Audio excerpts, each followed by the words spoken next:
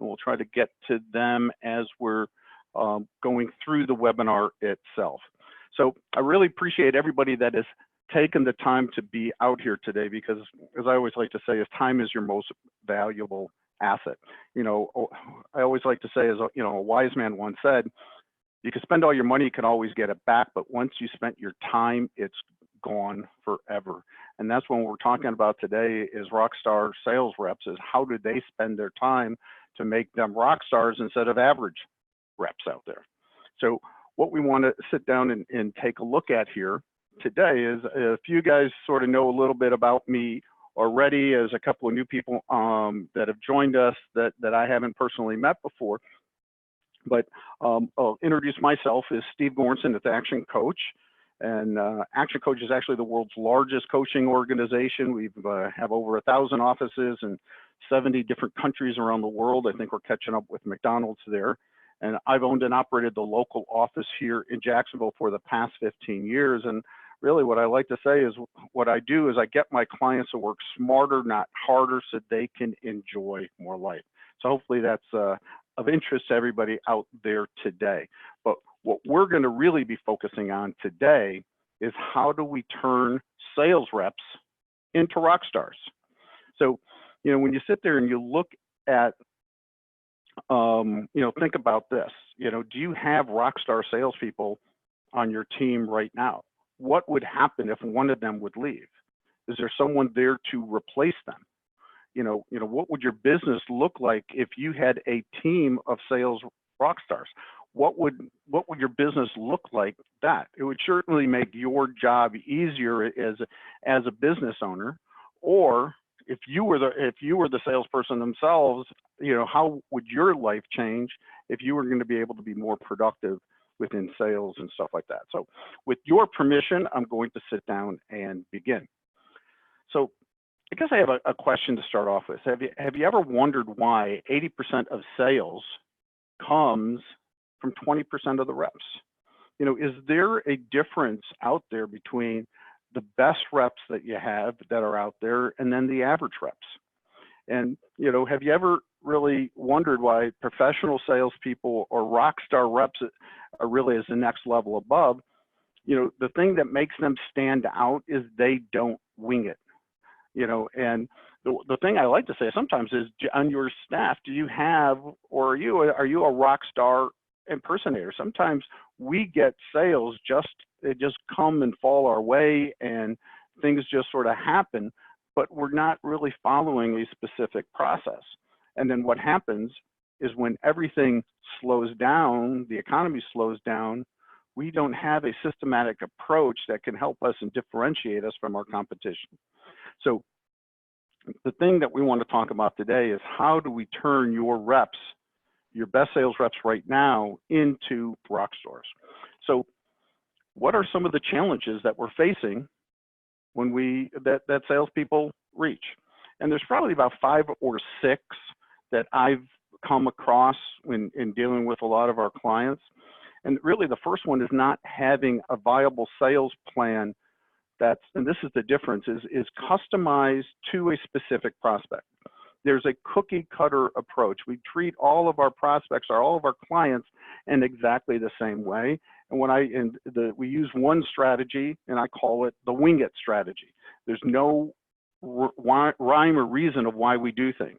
The second challenge that a lot of sales teams have, and a lot of salespeople have, is they don't know how to differentiate themselves from the competition. And if they don't know how to differentiate themselves, they're going to be selling on price and not on value. So how rock stars sales reps understand how to sell on value.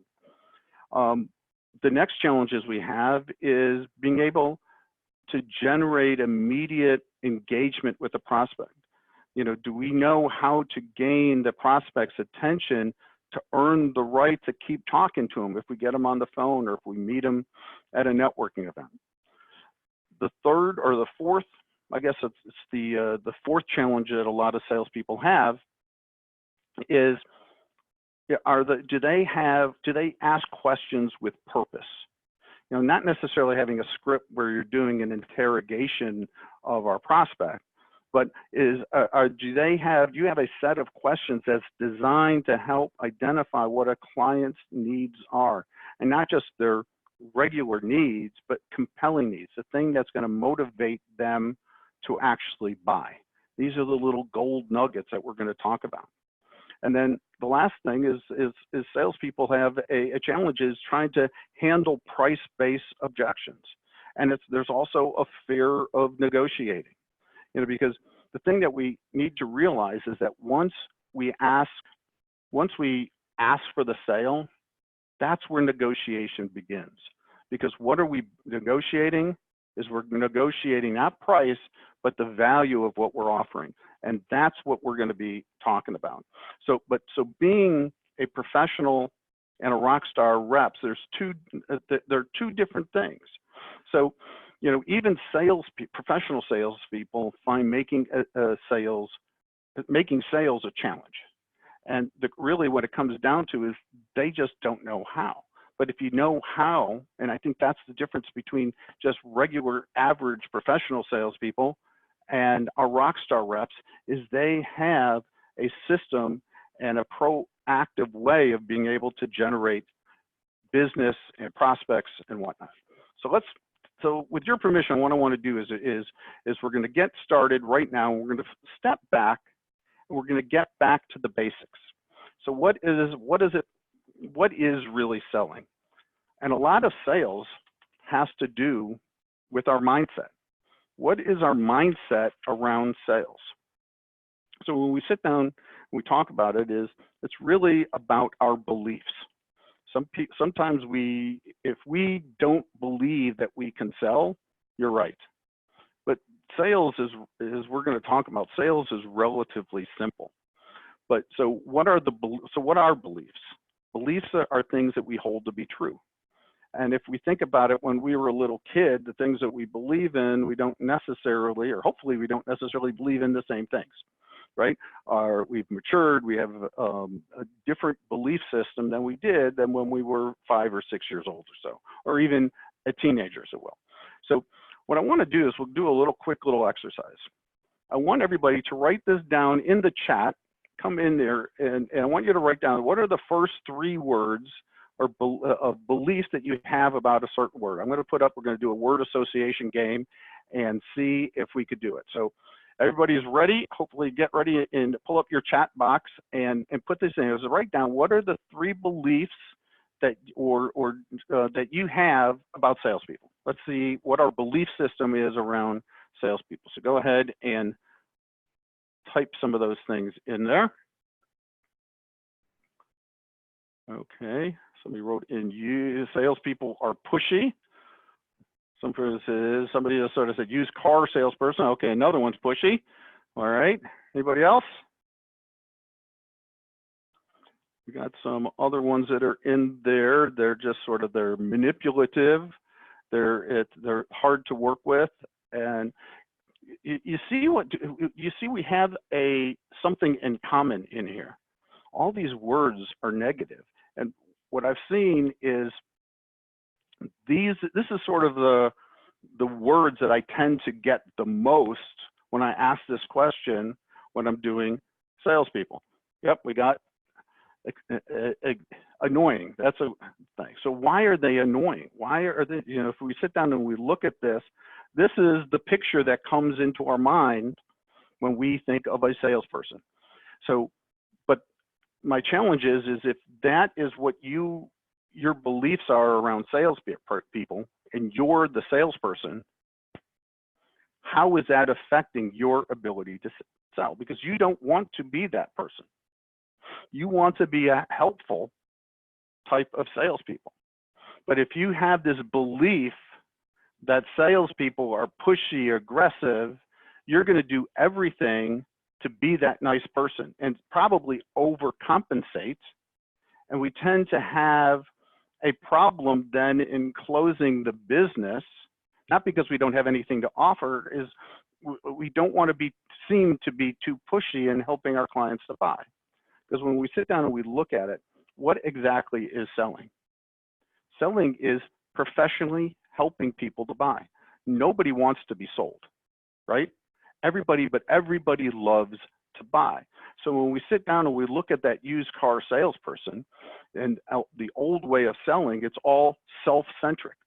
We talk a little bit about you. They spend a lot of time talking about me, right? My product, who I am, what I am. And then because my product isn't necessarily matching what you want or solving your problems, we have to spend a lot of time in the decision-making process. And that's why old ways selling was always about how to close, how to be that manipulative salesperson. But today, professional sales and rockstar salespeople flip that around. What they're going to do is they're going to spend, and what we do is we spend more time talking about you, the customer. We're client-centric. And then we need to sit there and talk a little bit about me and why am I a credible person for you to do business with. And then in the end, what we think about is really the decision is should be the easiest part if we've understood what their needs are and we offer a credible solution. I hope that makes sense to everybody. So let's take a look at this a little bit closer. So professional salespeople do one thing consistently. They train. They train. So quick raise of hands in here is, how many people have gone through sales training? Most of us have probably all gone through sales training in the past, right? All of you guys have. So my question being is, was that sales training generic or was it customized to uncover your client's needs? Or was it more just product-based so you could be knowledgeable about the products or the services that you have? But is the training designed to uncover that client's needs and then how to position credible solutions to them? Because a lot of times it's not. A lot of times it's all about product focus or how more about the product and how it helps somebody, but it's not necessarily how to uncover the needs with it. But really, rockstar salespeople not only train, but they train some more, they train some more, and they train again. And that is really where the secret is. So why do they do so much training? Let's take a look at how we learn. Because when we sit down and we look at how we learn, it might make a little bit of sense.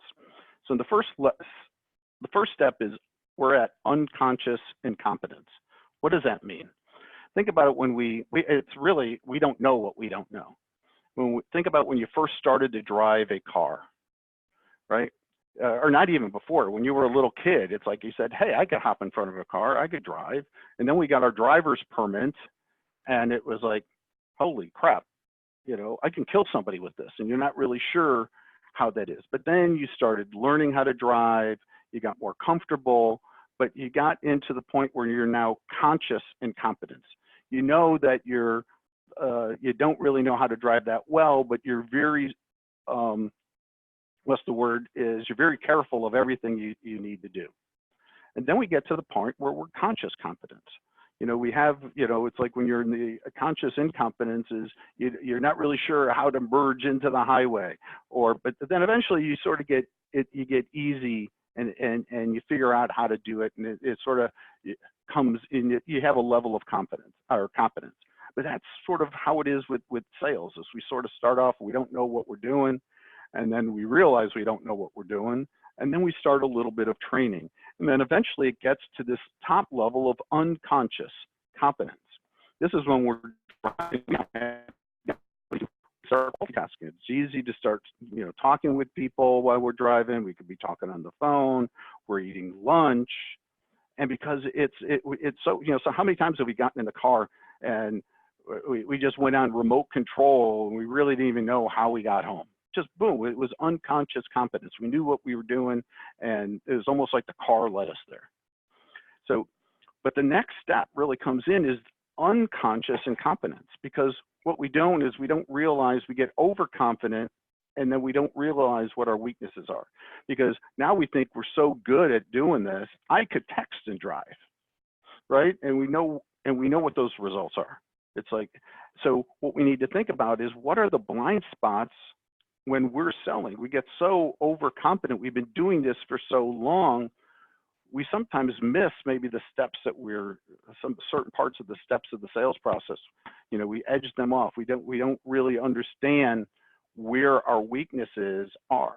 And that's why we sort of start this cycle all over again and try to be able to pick out what's working and what's not working with us. So hope that made a little bit of sense. So when we're talking about rock star salespeople, they follow what I like to call is the single sales principle. Single sales principle is simple. It's 15 words and there's 3 different elements to it. So let's go ahead and take a look at what those are. And the single sales principle was developed by Mark Blackmore, who's from Great Britain, and it's based in this one book that he wrote. It's called The Single Sales Principle: The 8 Myths of Selling. But it's very simple. People buy when there's a compelling need that is met by a credible solution that offers perceived value. So those 3 different components is the client's compelling need, our credible solution, and a perceived value. Is, you know, what perception is reality, as we say a lot of times. So we need to make sure that our clients perceive the value that we are offering them. So when we do this, the rockstar sales rep will sort of have their own playbook. And this is sort of what we've sort of put together over analyzing a variety of different rockstar sales reps around the world. Well, the first part is they understand what the winning proposition is. They understand what a client's compelling needs are. They have a credible solution.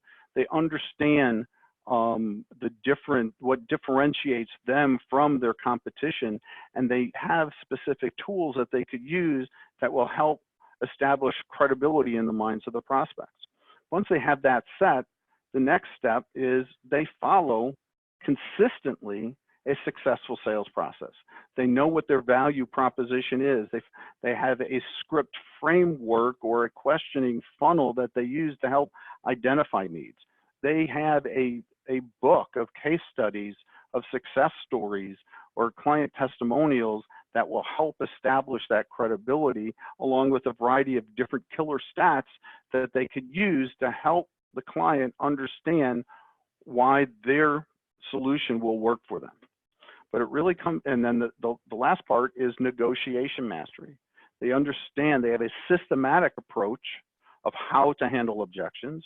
They have a negotiation strategy and negotiation plan, and have tools that they could use that will help establish value during that negotiation process. So what we're going to do is we're going to spend a little bit of time talking about each of these 3 different areas and spend a little bit of depth in that. But really it comes down to what differentiates a rockstar sales rep from your ordinary rep is they sell on value and not on price. And it's these 3 components that we just talked about are what helps them to establish value within the conversation, not and starting from the beginning of the conversation, not at the end. So let's go ahead and let's jump forward into it. So how the first step in becoming a rockstar rep is creating that winning proposition. So what does that mean? Is the rockstar rep understands and knows what their client's compelling needs are and what those compelling needs are for different types of clients. They understand the difference between the feature, advantage, benefit. You know, a lot of times we always know feature, benefit, but it's feature, advantage. The feature is what it is, the advantage is what it does, but it's only a benefit if it's a benefit to that client. It's what it does for that client. And they need to be able to understand and have a clear vision on that. And they need to understand the difference between just a regular need and what the client's compelling need. It's like, yeah, I'd like to have, or I gotta have. So do we just wing it and try to be able to get there, or do we have a systematic questioning process that we've developed that will help lead our clients and help us to better understand what their compelling needs are? So the second part within creating a winning proposition is understanding what the credible solution is. So what has to be credible? First, you have to be credible, right? The salesperson has to be credible. You know, the people buy from who they like or trust. And so that's where the sales begin. The next step is we have to make sure that our company is credible, and then also our product or the service that we're doing. So those are three areas of credibility that we need to make sure that we have in the minds of our prospects. And sometimes it's our advertising and marketing is out there to establish that credibility and lead the way for our sales reps to be able to follow up. So when we're talking about credibility, is what are some of the different tools that a rock star sales rep will use? And these are really some basic things, but you know, sometimes is letting people know what associations are we with, who our clients are, because if they understand that you have certain types of clients or who, that will help establish credibility. Do we have testimonials for them, for those clients? What awards or accreditations have we done? Or what I like to call, what are our ESTs, E-S-T, ESTs, our ESTs, what is it? Where are we the best? Where are we the fastest? Where are we the simplest? What are the things that sort of help differentiate us from our competition? So the next thing is how do we, and I think really this is the most important, is how do we differentiate ourselves from our competition? You know, do we have a systematic approach that we look at it, how we compare what we do well as compared to our competitors? Or do we just sort of wing it out there and not really know what the differences are in each of those areas? So there's a tool that we use in helping us to differentiate ourselves from our competition. And I call that the squiggly line exercise. So let's go ahead and we'll spend some time in talking about this. And this is like something it's really cool. It's very simple to use. First we want to do is go in and select what is the criteria that our prospects use or will measure us against and our competition against when they're buying your product or service. You know, so, yeah, obviously it's price, but what are some of the other criteria that they're going to use when they're making those decisions? So we're going to come down here and on this spreadsheet, we're going to write down 5 or 10 of those different criteria. Then our next step is for us to be able to sit down and put on our client hat, and from their perspective, how well do we deliver against those criteria? So the first criteria, okay, we do out of a scale of 1 to 10, we're pretty good at, is a 9. The same thing with criteria 2. We're sort of average for the next one, a little bit below average, boom. So this is sort of how we stand in the minds of our prospects. Well, this is where it gets interesting. Our next step is what we do is we go ahead and now we have to do the same thing for our clients or for our competitors. How well do they deliver each of those different criteria that they will use, that our clients will use in making the selection. So when we sit down, we'll pick one competitor at a time. Okay, so we do a little bit better. They do a 6 there. We're pretty much close there. They do a little bit better there. We're about the same there. And okay, there's an area that we do well. Well, our next step, and this is where why it's called the squiggly line, is we go ahead and we connect the dots. And really the next step, and this is where it's interesting, is we then look at where the gaps are. So on criteria 1 and 2, or 1 and 5, we have a bigger gap in the minds of the prospects. Those should be the things that we tend to talk about the most when we're talking about, because those are 2 important things, when criteria that are important to the client. Now, there are areas in where what is that, criteria number 3, where they're a little bit better than we are. So then we need to be aware of that. So we need to have to get better in that area, or how do we mitigate that benefit? But if we sit down and we understand this, it helps us now to be able to sell in a positive way against our competitors by always focusing on these benefits that we provided. Hope that makes sense to everybody, right? All right, so let's go ahead, and we need to understand out of these criteria, you know, what's the one thing that's nice to have, or yeah, I gotta have it. That's the important thing. So let's go ahead. And so now what we've talked about is we've talked about a variety of different things when it came to our winning proposition. Talked about understanding the compelling needs, understanding what makes us credible, understanding how to differentiate ourselves from our competition. But then we need to understand the type of proposition that we're selling. And it's different for different types of business. You know, there's a thing that's called the proposition concept and a proposition edge. Now, the proposition concept is why your way is better, as opposed to the proposition edge is why is your product or service better. And the best way for me to sort of explain this is by using a product that we all use every single day, and it's the cell phone.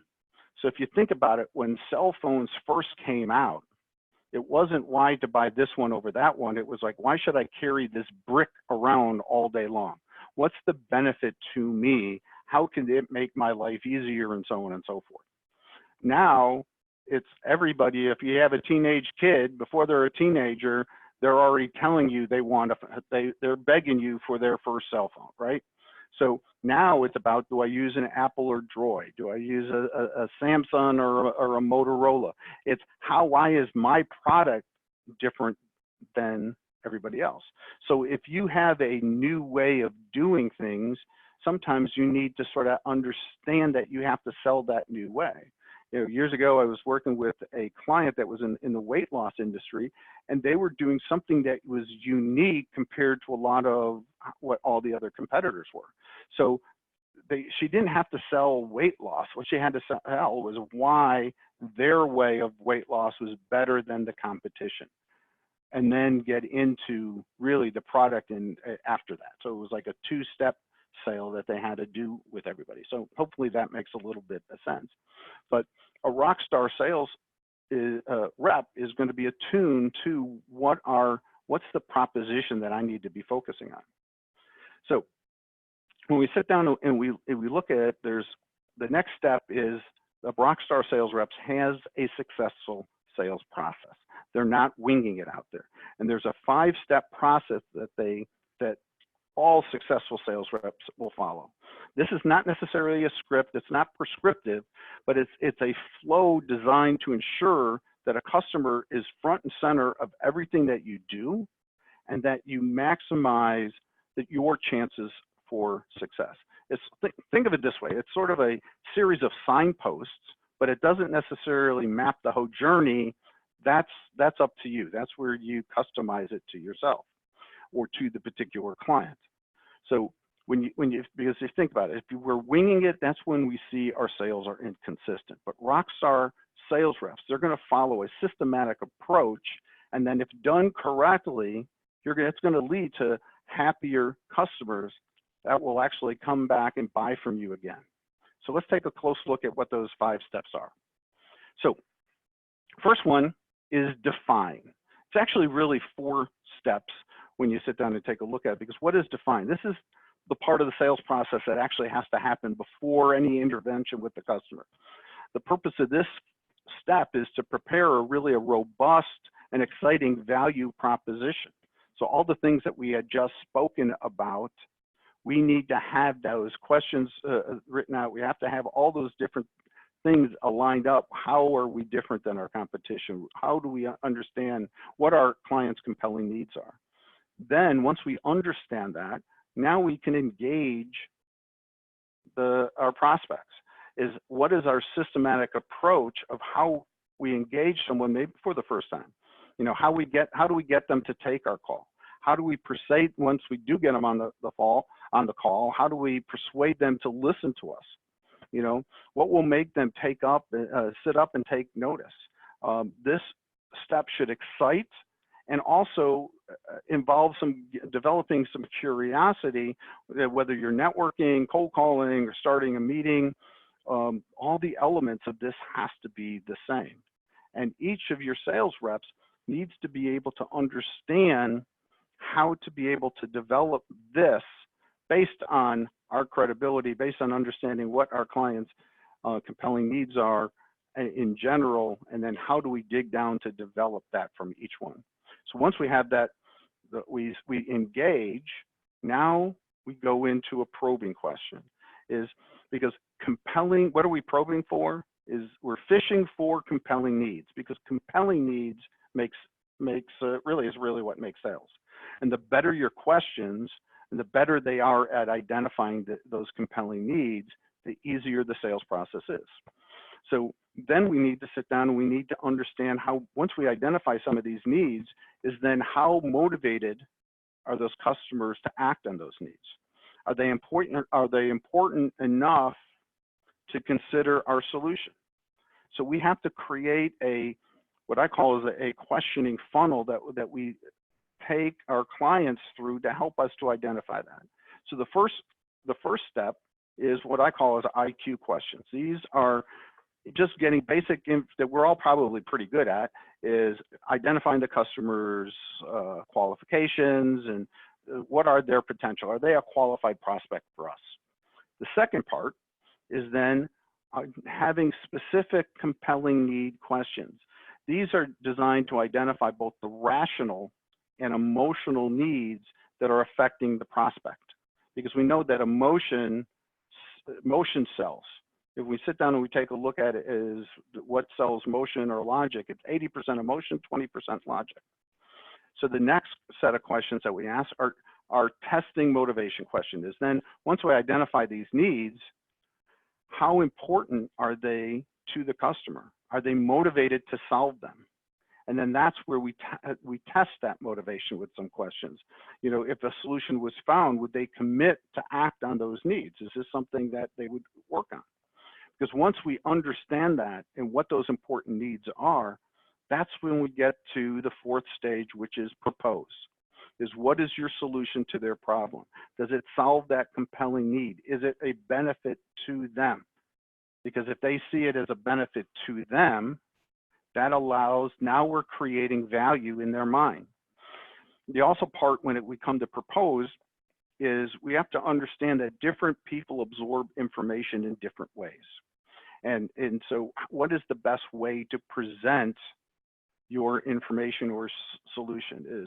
Is it in a written proposal? Is it a quote? Some people do PowerPoints. There's a variety of different ways of doing it. But then also we need rockstar salespeople understand what their communication style, because everybody has their own unique communication style. And once you understand that of your prospect and can identify it, you now then have to adopt your communication style to theirs, because that will help them immediately be able to listen to what you have to say, understand what you have to say, and help you build credibility with them. And that really has to happen in the beginning of that engage process. Is part of that engagement and that probing is you're trying to identify what their communication style is. So what's the best way for you to communicate your proposition to them where they would see value in it? Which then finally leaves us to the last one, is the close.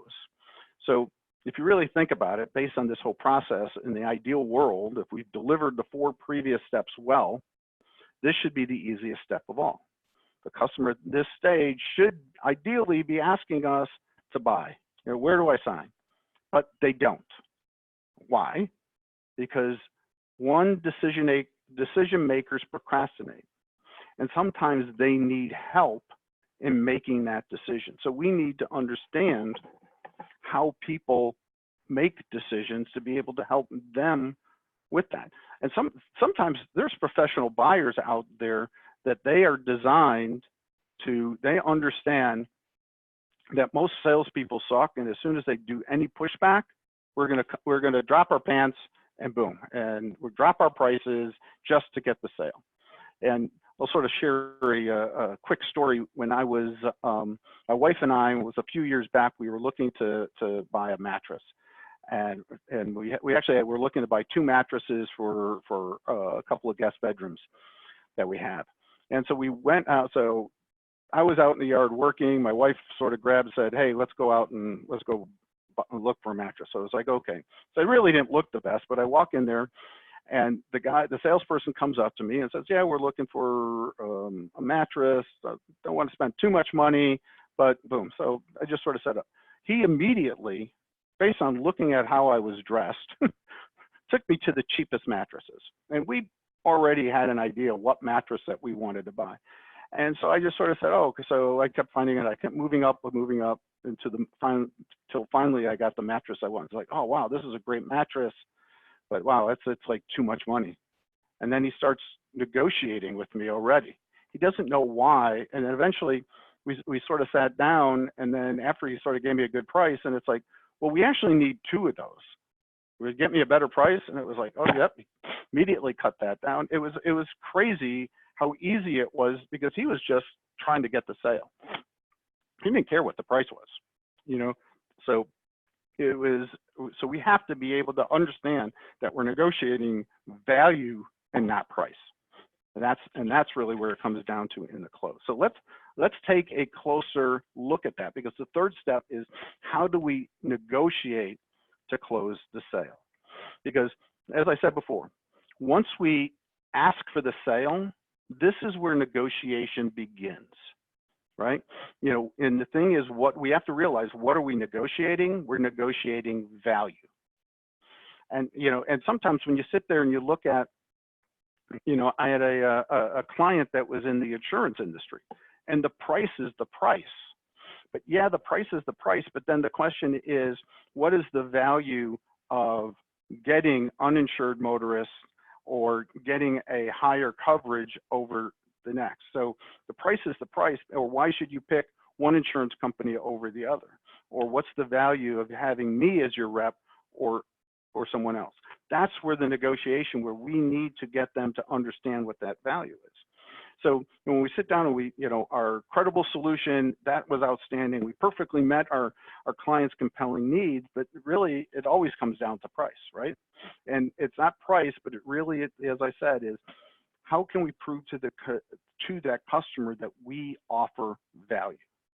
So Rockstar reps in the negotiating process is they have value tools that they have, depending on the types of businesses that you have. Is you could, I hate using discounts. I like sort of saying discounts is, how do we add more to it? Is it, you know, buy 3, get the 4th one for free.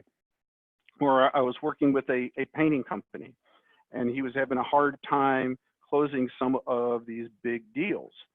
And one of the things I asked to is what is something that people want that doesn't cost you that much money, but has in the eyes of the prospect, it's more valuable. And he said, well, these premium paints. And I go, well, how much does it really cost you? When you sit there, what the difference would have been if the proposal had the premium paint on it to the regular paint or the standard paint, it's a big difference. But what we started using is, he started using that as a hook to close the sale, because it was able to, because it didn't cost him that much money, and he still was able to, instead of lowering his price, he kept his price where it was, but just gave the customer more value. So again, that's what we were negotiating, not the price, but how can I give them more value, or so they see the value that they have. Let's see, the next one is doing an anchor reset when it comes to repositioning the price. And there's a great example that I use to explain that. It's called the toothpaste challenge. So let's take a look at this. So what we see here is this line down the middle is perceived value. That's the line of value. And when our price, when our price and solution meet their compelling need, it's gonna go on up along that line. So if, hopefully you can see my cursor. So if you have a solution that's down here, it's a low solution, they're gonna look at it and see the price is over here. If your solution is still over here, but your price is over here, you only have 2 options. You have to either lower your price or figure out how to create more value within that. So let's take a look at how that works. So we look at different types of toothpaste. There's the cheap, generic toothpaste brand that's out there, right? It's cheap.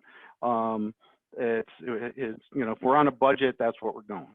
Then we have the branded toothpaste, Colgate. It's trusted. It's the trusted product. You know, we go for a name brand because of the advertisements. It has convinced us that this is a great product. Well, then we have is the next one is a specialty. It's the green product. It's the aloe dent, right? So if we have a more natural need, if you will, and are really into natural ingredients, the branded product might work for us because we don't want all the other chemicals that's in there that we don't understand or whatnot. So I'll pay a little bit of a premium for that type of a product. You know, and then we have the image, right? The image, if image is important to us, they want whiter teeth, and they're going to go for this advanced whitening formula, and therefore they're going to pay a lot more. But when you sit down and you take a look at it, you know, the cheap costs about $1.25. The trusted one's going to be about, you're going to pay $3 more for a trusted brand. Over the generic, you're going to pay almost 6 times more for that trusted brand. Whoops, come back here, and then 8 times more for that image, and that's so. You know what, we come back and we're talking about it. When we sit down and we look at it, is on that image, why will we pay 8 times a generic brand? Is because we're not comparing it to the cheap brand. What are we comparing it to? We're comparing it to what it costs if we would go to the dentist and go to this whitening procedure. We have to pay $300 for that treatment, or I could pay $850 and buy this toothpaste, right? Now, at $850, in the mind of the prospect, is cheap, comparing $300 to go ahead and get that treatment in at the dentist. Hopefully that makes sense to you guys. So let's continue on with this. So, you know, so there's other options that we talked about. Is, you know, just is having options, you know, is a great way to sort of sit down for them to see the values between 2 different things. And then also another way of creating value is sometimes it's deadlines. Well, you know, if you want this floor installed by the holidays, we really need to make a decision today so we can get you on our schedule, right? Those are the different things that we need to understand. But also the thing is that we have to also understand that the negotiation process is good. In a way, we don't want the client to say yes right away. Because if they say yes right away, we don't think that we did a great job selling. We think that, oh man, I should have sold them. I could have sold them for a higher price, right? So sometimes negotiations need to take place because there's a danger that either they'll think they paid too much, or we paid too little, or we charged too little, and we feel we don't think that we got a great deal as maybe as actually it was. So, but when we sit down and we think about it, what's really the biggest bottleneck into closing the sales and negotiating is handling objections.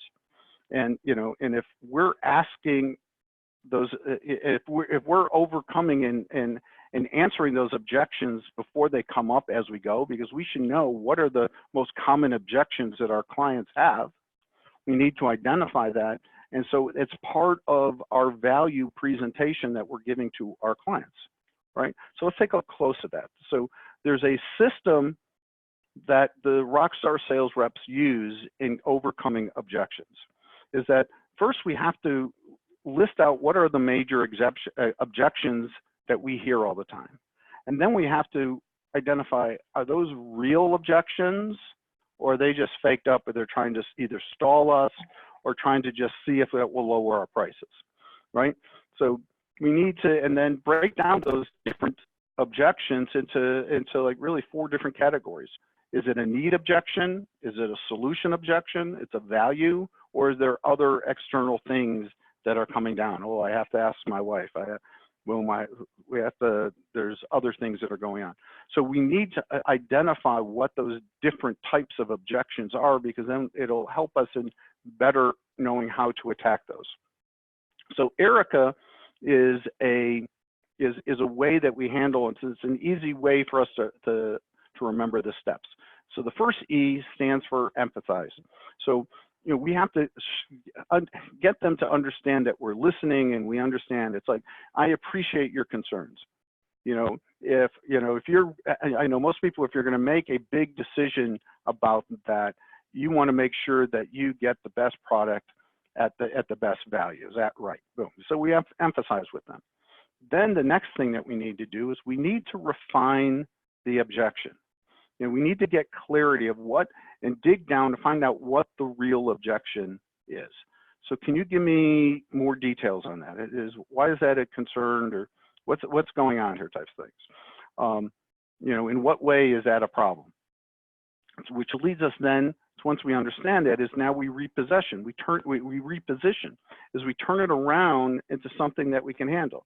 So what you're saying is, boom, and get them to agree on, yeah, that's the real objection. So you're reframing it in what it is in a way that you could overcome and show them value. So once we reposition it, then we isolate it. What do we mean? Is it that we don't want to be handling a zillion objections that have them keep popping up to us.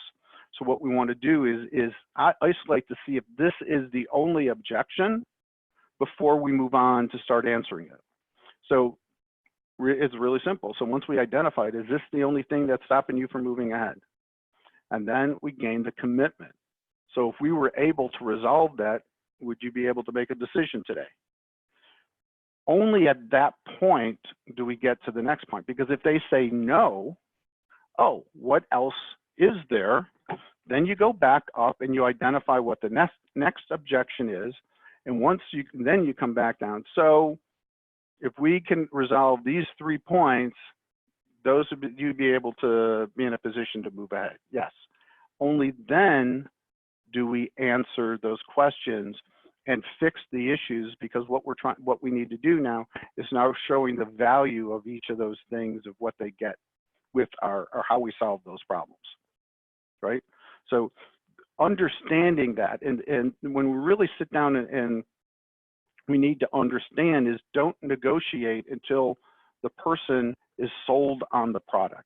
So when we sit down and we take a look at it, we need to create sort of a negotiating plans and understand, when we go into that plan, that there's 4 principles that affect our negotiations. The first one is everything is negotiable, right? There's always, and that we need to, the second principle is that we need to come to a win-win answer, right? If we feel that we won and they feel that they came away and didn't really get what they wanted, it's going to leave a bad taste in their mouth. Or likewise, if we gave away the ship and they got everything that we need, but we're barely making any money, we're not happy with that, right?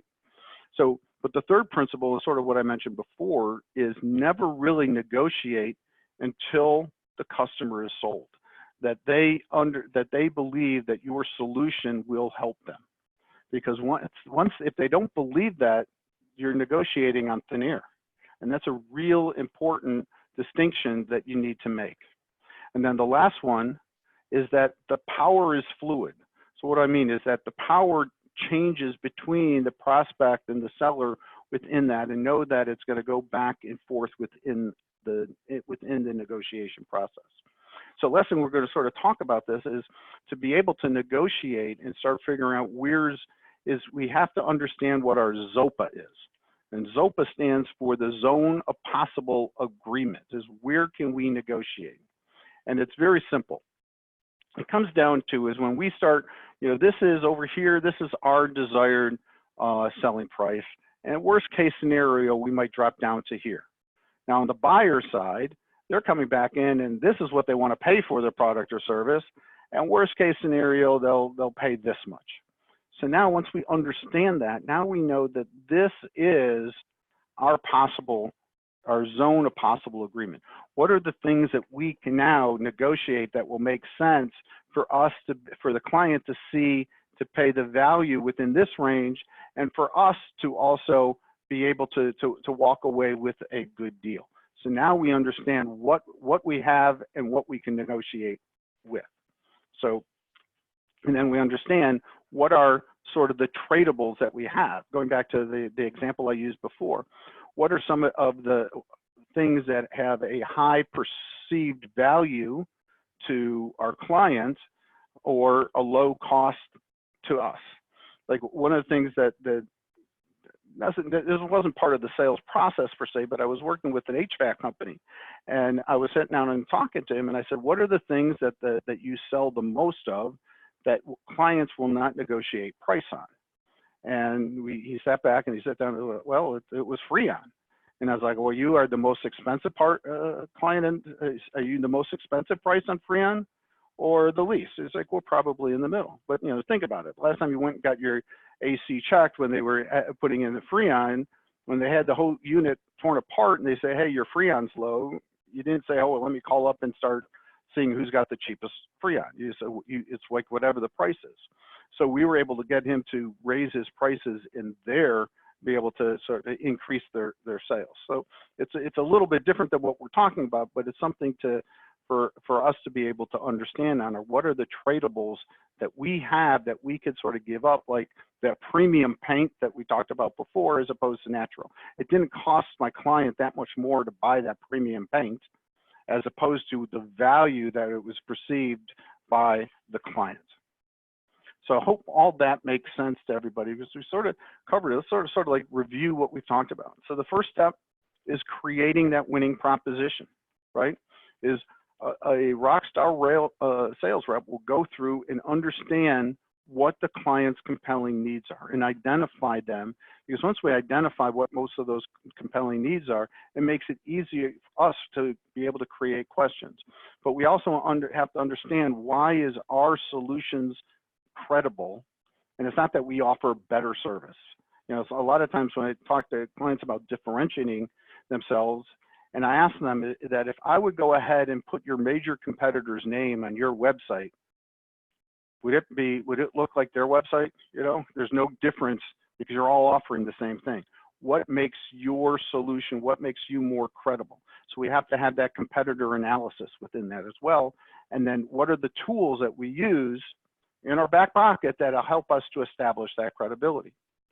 The next step is, do we have a defined sales process?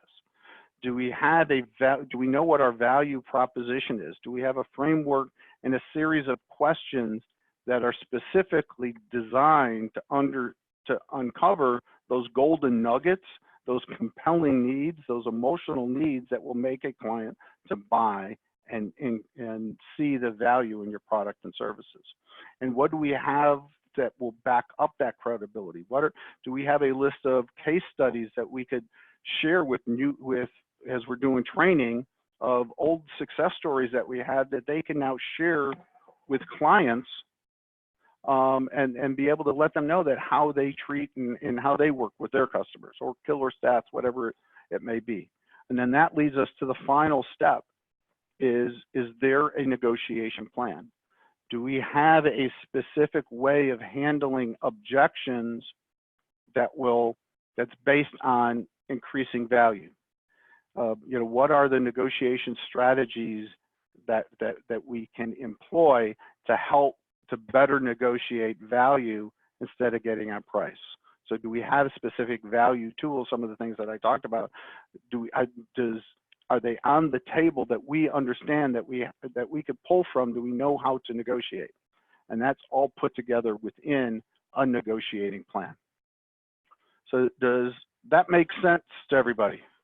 So those are the thing is that these are the areas that you need to cover with your salespeople to be able to turn them from average salespeople into rockstar salespeople.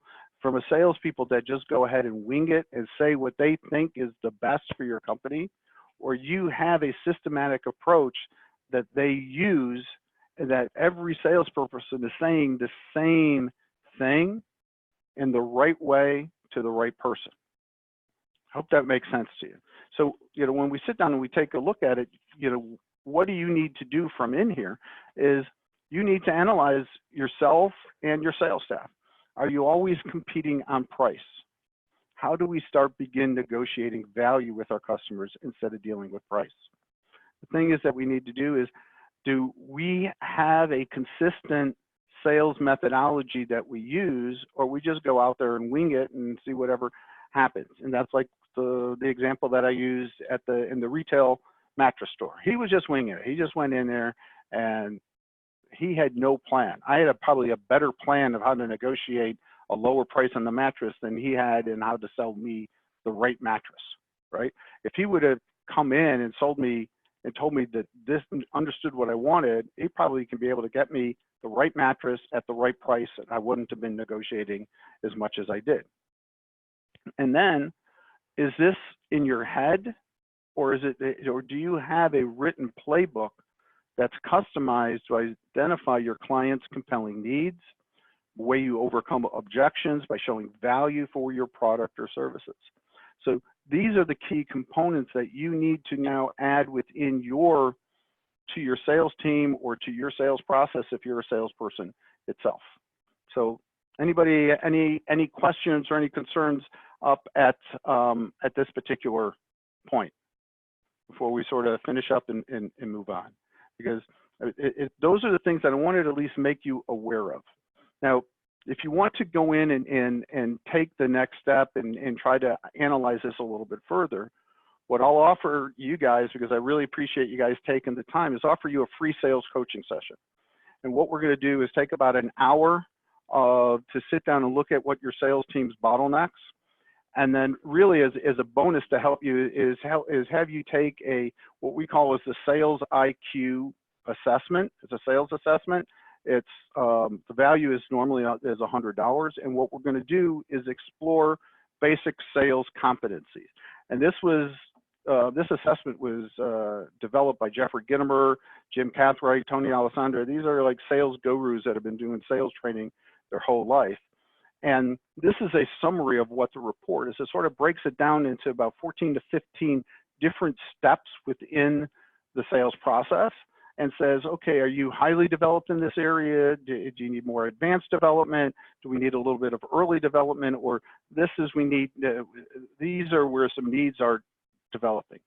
And then if you want, we could do this assessment with each of the sales team down the road, and we'll get a summary of what all your salespeople are, so you can now focus on what part of the sales process do you need to be able to improve to start help generating more sales. So if that is something that's of interest to you, to schedule your free session, just put your name and your company name in the chat box, and then I'll just get back with you and call you to set up that appointment. So I really appreciate everybody's coming in, their time that they're spending. Okay, thank you very much for Carl for signing up there. And there's a variety of other people that I know that this would be something that would be very beneficial to you. So again, thank you. And if you want to schedule that session, go ahead and just sort of put your name and company name in the chat box. I'll call you, we'll schedule up that time, get you to do that free sales assessment, and then we'll sit down and go through that and sort of see what are the areas that you need to improve, and then how do we adapt that to your team if that's something that's of interest to you. So again, thank you very much. If you need to call me, my contact information is there. Again, thank you for investing your time with us. Hope you were able to find something of value from this today. Thank you very much. Hope you have a great day.